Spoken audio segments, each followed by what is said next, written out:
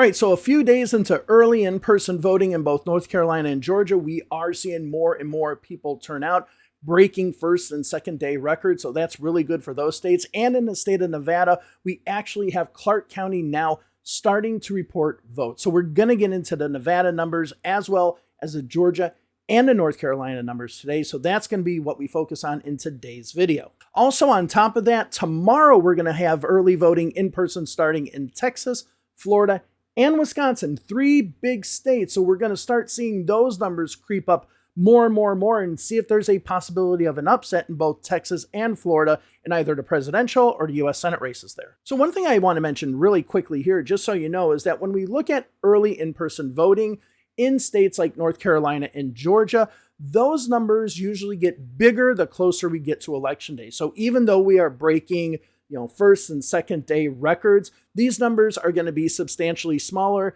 compared to what we see in the last 2 or 3 days of early in-person voting. So just keep that in mind when you're looking at these numbers. And when we're looking at Nevada, that is a totally vote by mail state. So people can turn in their ballots at certain places, but it isn't an in-person walk and fill out a ballot there. So just want to be clear on that. And speaking of Nevada, let's go ahead and start with Nevada because we only have 1.76% of the vote coming in. Not much that we can see, but we can get an idea of where things are starting. And I mean, just really starting. And even with Clark County being in this batch now, it's still not to the level that it will be overall when it comes to the election. So let's just go ahead and look at the early partisan numbers now we have out of Nevada. So if we look at the numbers out of Nevada so far, you can see that the Democrats have just a little under 12,000 votes in so far. That is 28%. The Republicans are substantially more, but we're only at 22,000 votes, and that's 52.8% of the electorate, with independents at 19.2%. So we only have a turnout rate of 1.76 statewide, so we really can't determine anything from this, especially considering Clark County now has more Republicans turning out than Democrats. However, the Democrats do have a stronger registration advantage in the county, so expect those numbers to change drastically. So yeah, I just wanted to give you some numbers out of Nevada just so you can see that something is actually starting to come in.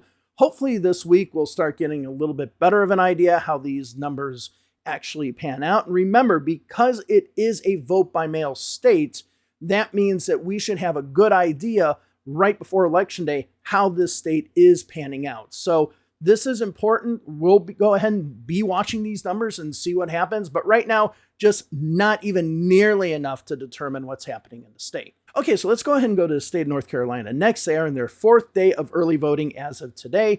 And the first 3 days have kind of gone back and forth. They've been record-setting days for at least the first and I think the second day, but they've been going back and forth. The Democrats did slightly better on the first day. The Republicans did slightly better on the second day. And then the Democrats did slightly better on the third day. So you are seeing this go back and forth. So let's go ahead and look at the overall turnout numbers by party in the state of North Carolina. So as you can see, in North Carolina, we have the Democrats at 35% of the vote composition so far of the pre-election day vote. You have the Republicans just slightly under at 33.7.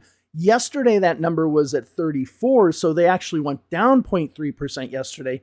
And you have the independents at 31.3. Most of that Republican loss was through independent gains. And because the Democrats' number just didn't move at all, those independents that probably voted yesterday are probably more slightly Democratic leaning. So as you can see, we're seeing a very close race, very strong between the two parties, and the independents actually having an impact on this race. So let's go ahead and look at the Nowcast model that I have for North Carolina because it's a close one. So as you can see in North Carolina, we now have 12.4% turnout, and the geographical accuracy of the model is looking really good. Now, back in 2022, 58% of the vote composition actually was vote by mail and early voting. We could possibly beat that percentage. We'll see. It's early days still. But as you can see in my current projection, I have the Democrats down, but only by 221 votes. This state, as of this moment, with 12% turnout,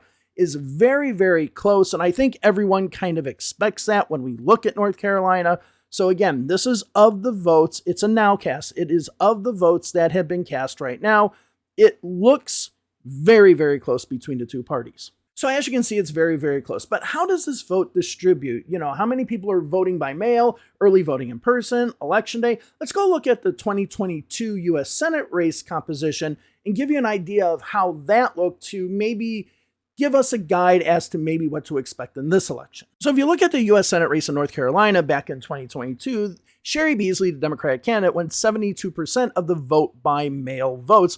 But that was only about 5% of the overall vote. Now, when it came to early in-person vote, it was much, much closer between these two candidates. And we do see this trend, particularly in southern states, where the early in-person voting is much closer. And on election day, you do see the Republican Ted Budd actually do quite well. So 5% of the vote came in vote by mail, so it's a very small, but can have an impact in a very, very close race. The early in-person vote is 53%, whereas election day vote is 42%. So if we look at Georgia, we can see 6% of the vote is vote by mail, so not much different from what we saw in North Carolina, and we see Raphael Warnock winning that by a significant amount, just like Sherry Beasley did. Now, if we look at the early in-person vote, again, 58%, a big chunk of that, with Raphael Warnock having a slight lead here, but then election day vote, 36% in Georgia, we see Herschel Walker with the advantage here. So I know a lot of you who come to this channel are not subscribed to the channel, but it'd be great to have you on board. Just go ahead and press the subscribe button if you're interested.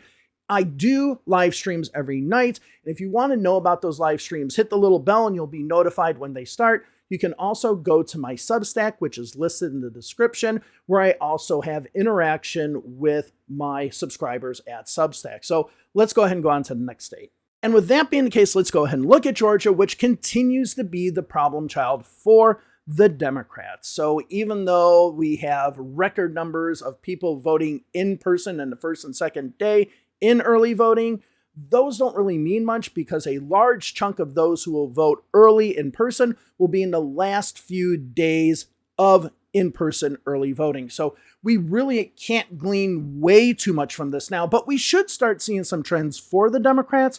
Unfortunately, we're just not seeing those trends right now.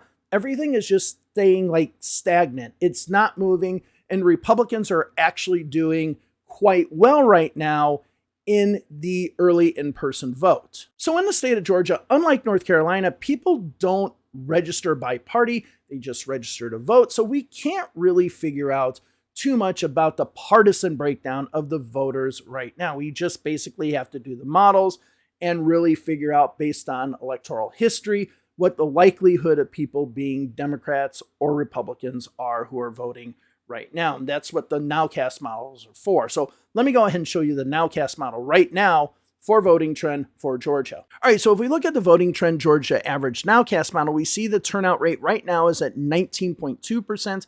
And the Republicans are kind of pulling ahead. They're looking really, really good right now. As you can see in 2022, the early vote was 64% of the overall vote composition. We might actually surpass that in 2024 with a combination of mail-in vote and in-person vote. But as of right now, this model is looking worse and worse for the Republicans. All right, so as you can see, it just doesn't look good for Democrats right now. So why is this the case? Well, let's go ahead and look at the top 5 counties for both the Republicans and the Democrats when it comes to raw vote margin. So what does that mean? That means these are the counties where you saw the biggest amount of gap as far as raw votes are concerned between Joe Biden and Donald Trump in 2020. So the more votes were there, the more votes were actually gained by those candidates. So let's go ahead and start out with the Democratic large counties first. So let's go ahead and look at the Democratic large counties for Georgia right now. And as you can see,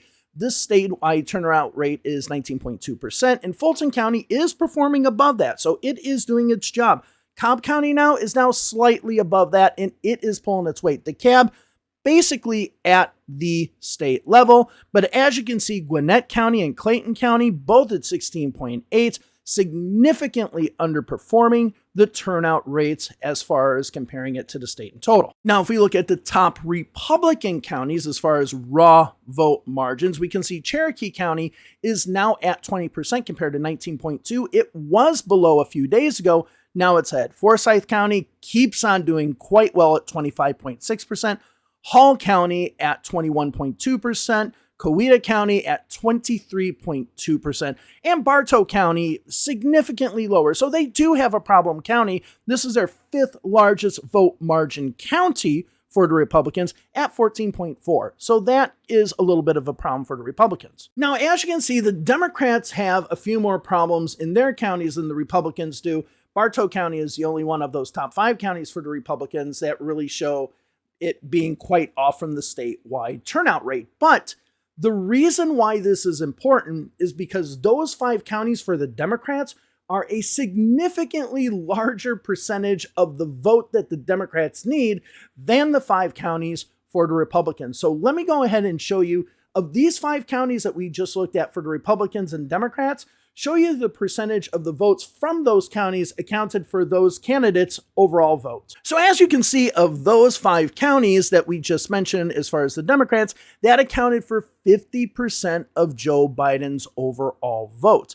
However, when it comes to the Donald Trump counties that we mentioned, those 5, those were only 14% of his overall vote. So that means a significant amount of Donald Trump's vote comes from outside the top 5 counties for Donald Trump. So let's go ahead and go into the top 10 counties, the next 5 on the list for both the Democrats and Republicans. Let's start with the Democrats. So as you can see in Richmond County, where Augusta is, the Democrats are really underperforming. Henry County is doing quite well, but Chatham County, where Savannah is, under the state average. Clark County, where University of Georgia is, Athens, doing horrible, and as a matter of fact, has one of the lowest turnout rates in the state.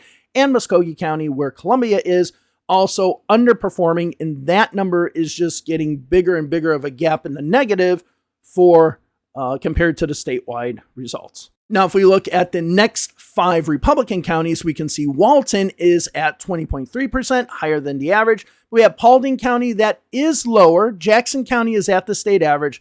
Carroll County is also significantly lower, and Columbia is a tad bit above the state average. But if we go ahead and factor these counties in as well, these top 10 counties for both the Democrats and Republicans, now we see that this accounted for 62% of Joe Biden's vote in 2020, whereas these top 10 counties only accounted for 22% of Donald Trump's overall vote in 2020. So Joe Biden and the Democrats relied more in 2020 on these counties. So Kamala Harris is also going to have to rely on these counties a lot more, and they're going to have higher turnout rates than they have now. So this is the issue, that even though we only looked at the top 10 counties for the Democrats, the state has 159 counties. So this becomes a huge problem for the Democrats when all your vote is concentrated in these counties. You do have some in other places, but a large majority of your vote is coming from these counties, which means if they don't perform, you don't perform. As for Donald Trump, one of the reasons why he's doing really well right now in the state of Georgia is because all these little small counties of the 159, I mean, we only looked at his top 10, the Democrats' top 10, of the rest of those, a lot of those are Republican counties. A lot of them right now have very high turnout rates. A lot of those turnout rates are in the high 20s, even in the 30s now. So we do see all these little counties that you're not thinking about actually making the Republicans look really good right now. So that is significant. Now, that being said, we could be seeing a phenomenon that we saw happen in Virginia, where the Republicans, because of the rural counties, had this significant bump, and the urban counties didn't perform as well in the first few days. And then as the vote goes more and more, the in-person vote, those smaller counties just they go up, but they don't have as much of an exponential impact as the urban counties. That could happen in Georgia, and we didn't really see that trend happen until a good 4 or 5 days into early voting in Virginia. But again, early voting in Virginia and vote by mail, it's not going to be as big of a percentage as we see in Georgia. So right now, the fact that 50% of Biden's vote was concentrated in 5 counties, with 2 of those important counties underperforming like by 3% compared to the state average, that's having a huge impact. And then when we go to those 10 counties, those smaller counties around Augusta, Savannah, Columbus, those are really performing poorly as well. This is really impacting the Democratic numbers. All right, so I just wanted to go over those today. North Carolina looks close, but it looks good for really both parties. When we look at Nevada, there's just nothing we can get out of it right now. Georgia just remains to be an issue. Again, most of the early in-person vote will be happening the few days at the end of early in-person voting. So I say don't sweat right now, but we do need to see some trends happening for the Democrats. We're just not seeing that right now. And those turnout rates in those 10 counties I showed you, that's what's going to make the difference. So thank you all very much for joining me. Have a wonderful day wherever it is you are, and I'll talk to you in the next video. Bye-bye.